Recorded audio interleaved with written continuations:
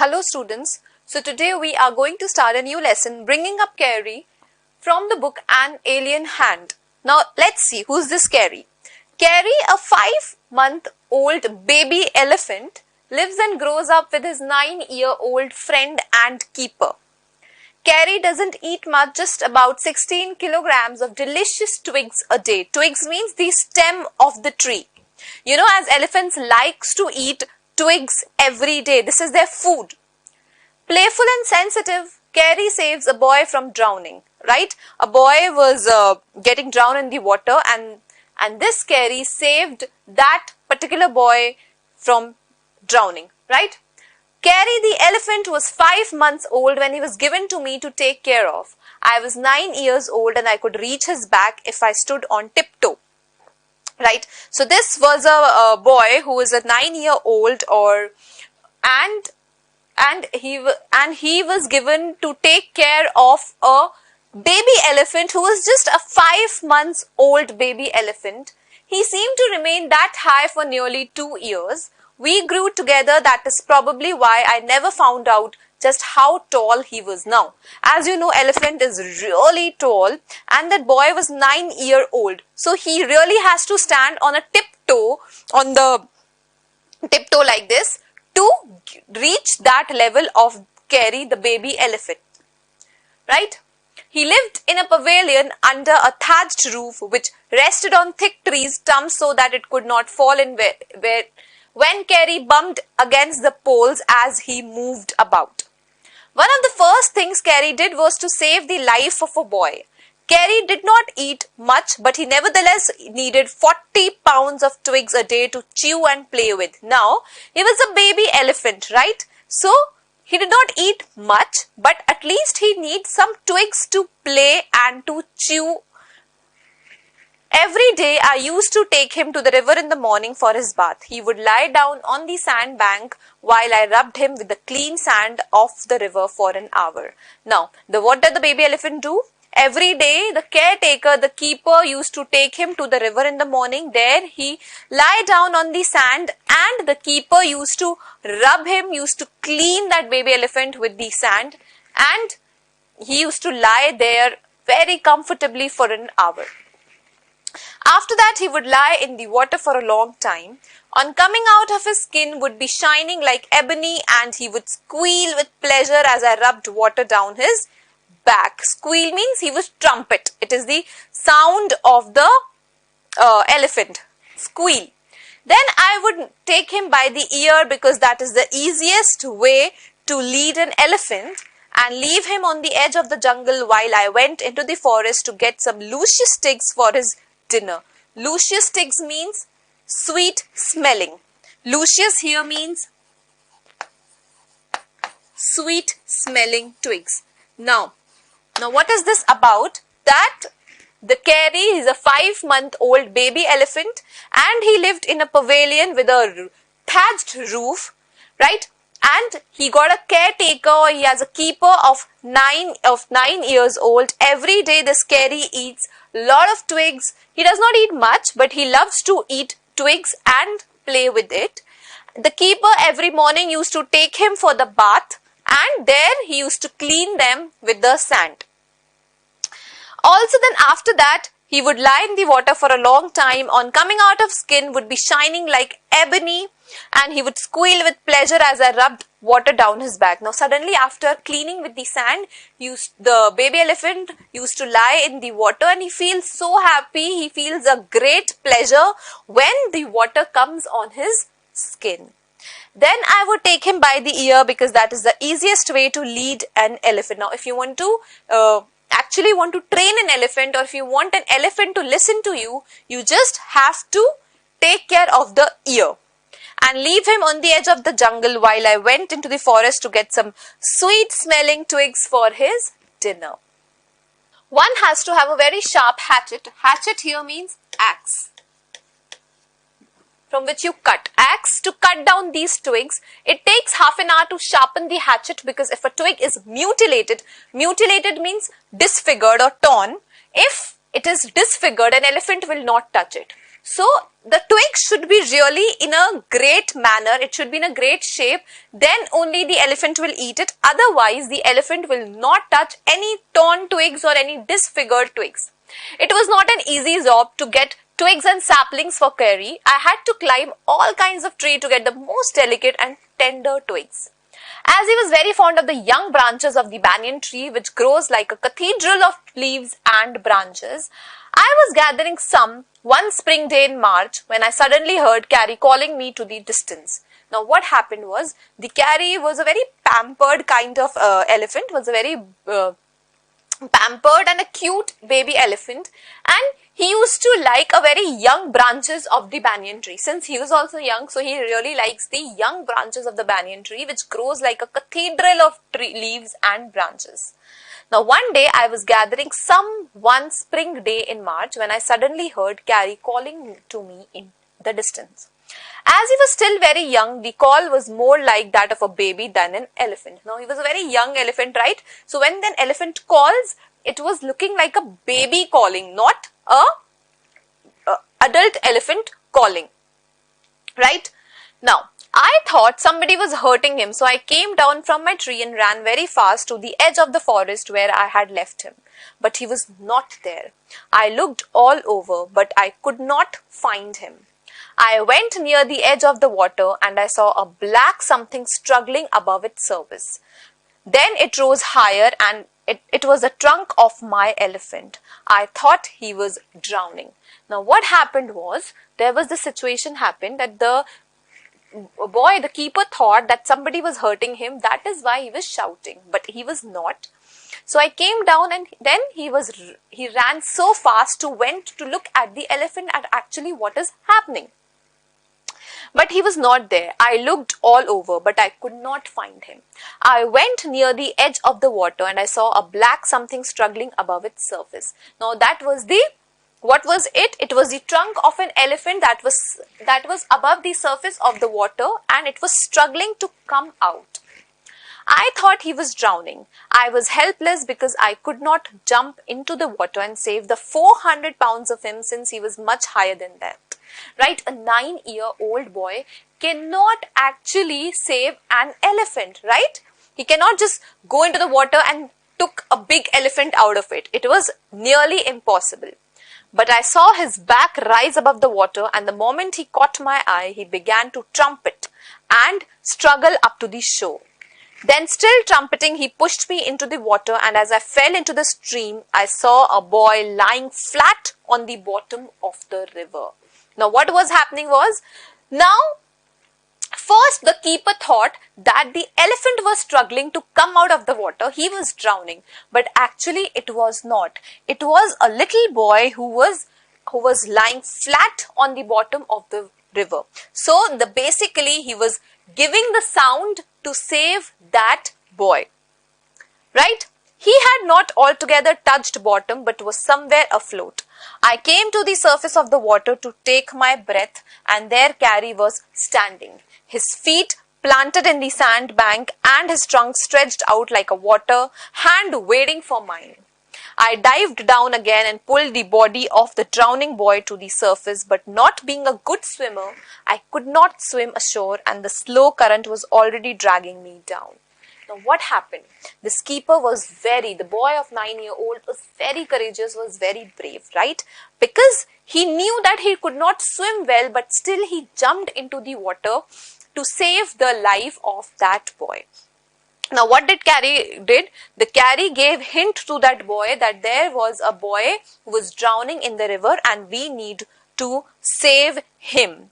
Okay, so the boy jumped into the water but he was not a good swimmer, so the current of the water was dragging him down. The current was actually forcing him to come down into the water. Seeing us drift by in the current, Kari, who was usually slow and ponderous, suddenly darted down like a hawk and came halfway into the water, where I saw him stretch out his trunk again.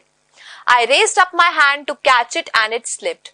I found myself going under the water again, but this time I found that the water was not very deep, so I sank to the bottom of the river and doubled my feet under me, and then suddenly kicked the riverbed, and so shot upward like an arrow, in spite of the fact that I was holding the drowning boy with my hand. Now, what was the situation there? The Carey, he was a very baby elephant, so he was very slow kind of boy, very slow kind of elephant. But when he saw that his own keeper, the caretaker, needs to come out of the water, he darted like a hawk. Darted like a hawk is here means a hawk is a kind of a bird who is a very fast, who just darts very fast. So in that way, this Carey darted like a hawk, came halfway into the water. He came halfway into the water and he stretched his trunk to that boy so that he could climb up on his trunk again.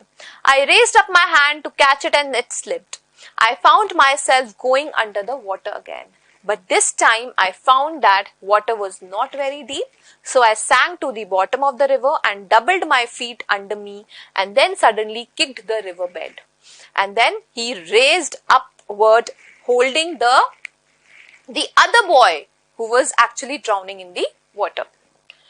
As my body rose above the water, I felt a lasso around my neck. Lasso here means, what is a lasso? Lasso is a noose kind on the rope.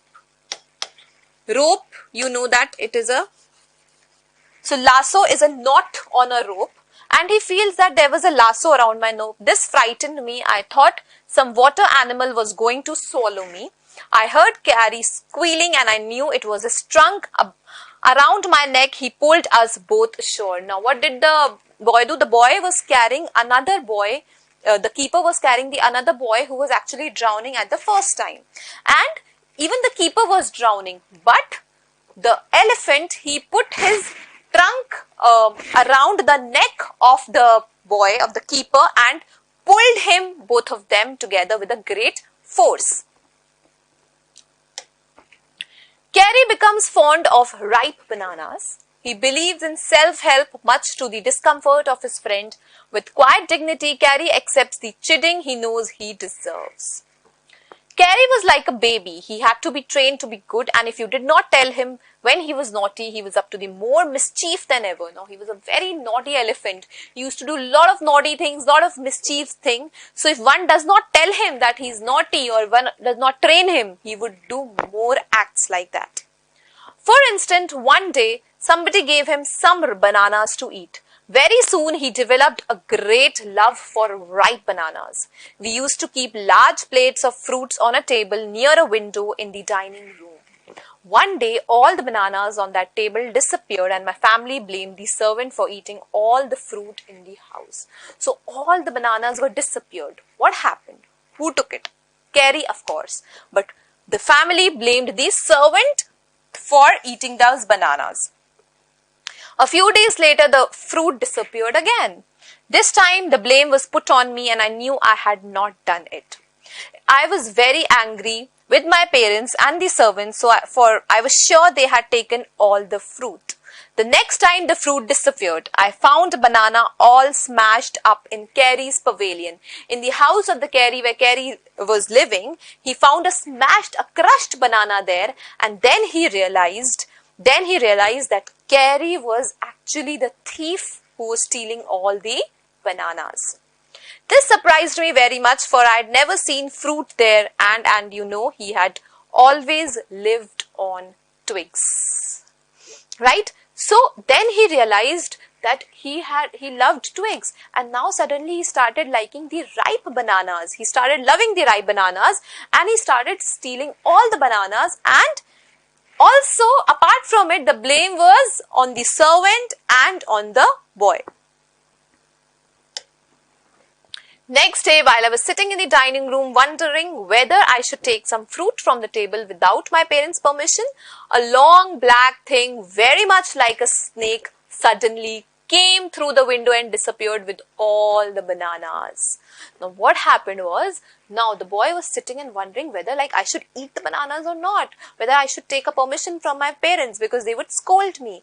Then suddenly a trunk, what is that black thing that came?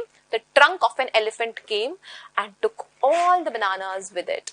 I was very much frightened because I had never seen snakes eat bananas, and I thought it must be a terrible snake that would sneak in and take fruit.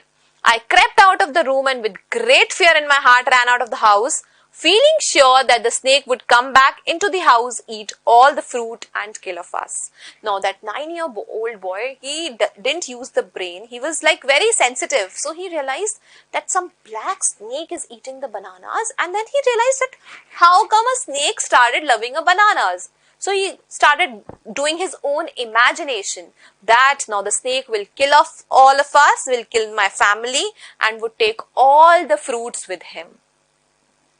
As I went out, I saw Carrie's back disappearing in the direction of the pavilion, and I was so frightened that I wanted his company to cheer me up. I ran after him into the pavilion and I found him there eating bananas. Now he understood that it was Carrie who was eating the bananas. I stood still in astonishment. He was surprised. The bananas were lying strewn all around him. He stretched out his trunk and reached for one far away from where he was standing. That instant, the trunk looked like a black snake, and I realized that Carrie was the thief. I went to him, pulled him out by the ear and joyously showed my parents that it was Carrie and not I had eaten all the fruits these many weeks. Then I scolded him, for elephants understand words as well as children, and I said to him, next time I see you stealing fruits, you will be whipped. You will be punished. He knew that we were all angry with him, even the servants. Now everybody was scolded. Parents of that boy scolded even the servants, even that boy. So now they were all angry that because of him we are getting punishment. We are getting a great scolding by our parents.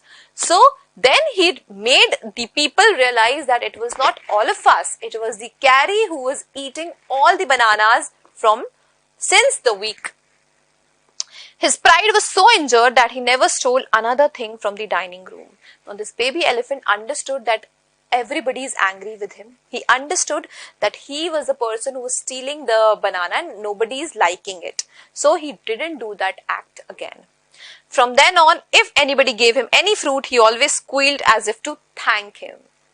An elephant is willing to be punished for having done wrong, but if you punish him without any reason, he will remember it and pay you back in your own coin.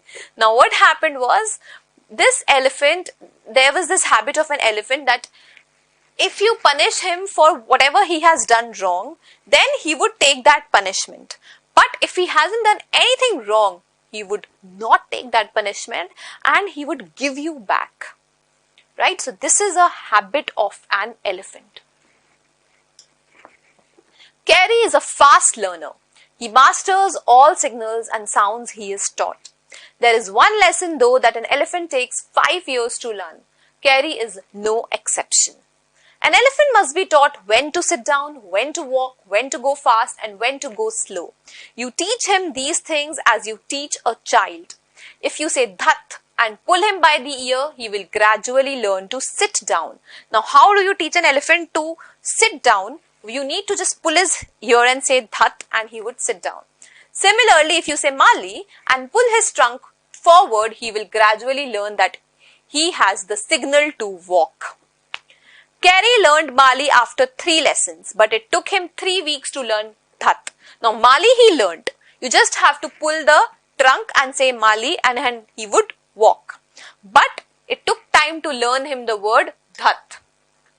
He was no good at sitting down. And do you know why an elephant should be taught to sit down?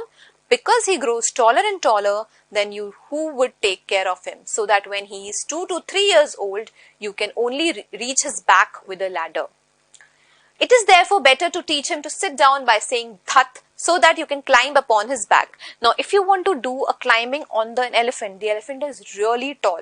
So you need to teach an elephant to sit down so that you can easily climb on his back. For who would want to carry a ladder around all the time? The most difficult thing to teach an elephant is the master call. Now, what is this master call? He generally takes 5 years to learn it properly. The master call is a strange hissing, howling sound as if a snake and a tiger were fighting each other, and you have to make that kind of noise in his ear. Now, what is a master call? Master call is a kind of a hissing sound when a snake and a tiger fight. That kind of hissing noise which comes out of it is the master call, and you have to make in the ear of an elephant. And do you know what you expect an elephant to do when you give him the master call? If you are lost in the jungle and there is no way out and everything is black except the stars above, you dare not stay very long anywhere. The only thing to do is to give the master call, and at once the elephant pulls down the tree in front of him with his trunk. Now, what happened was, now if you are in a jungle or you are somewhere lost, what do you have to do is, you have to give that master call to that elephant, and elephant will pull a tree in front of you with his trunk. He would understand that that you are in a danger and you need to be saved. This frightens all the animals away. As the tree comes crashing down, monkeys wake from their sleep and run from branch to branch. You can see them in the moonlight, and you can almost see the stags running in all directions below. You can hear the growl of the tiger in the distance. Even he is frightened, then the elephant pulls down the next tree and the next and the next. Soon you will find that he has made a road right through the jungle straight to your house.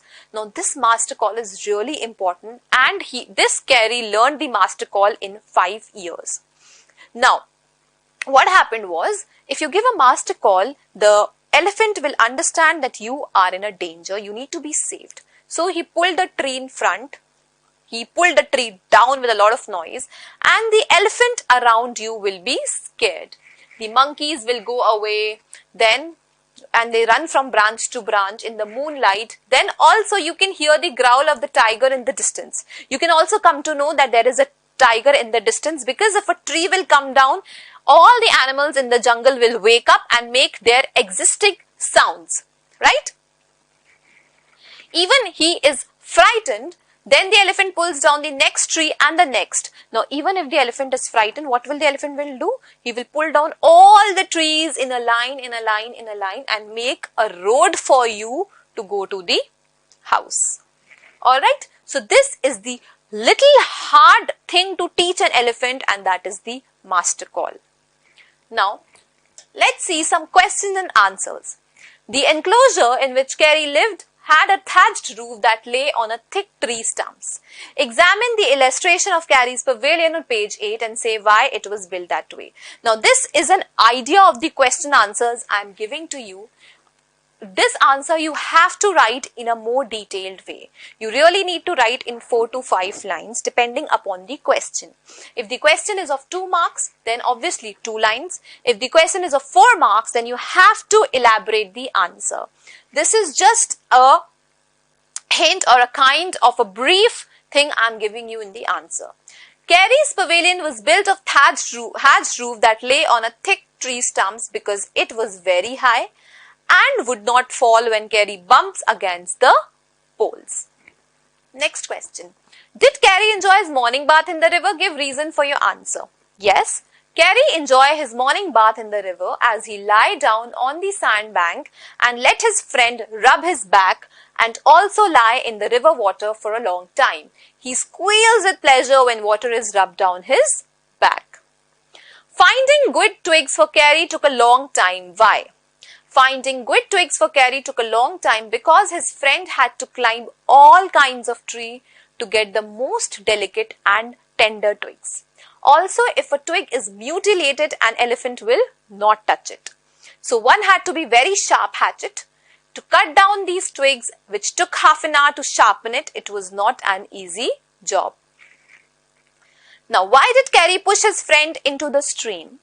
Keri pushed his friend into the stream because a boy was lying flat on the bottom of the river. Keri wanted his friend to save the life of that boy, so he pushed his friend into the stream.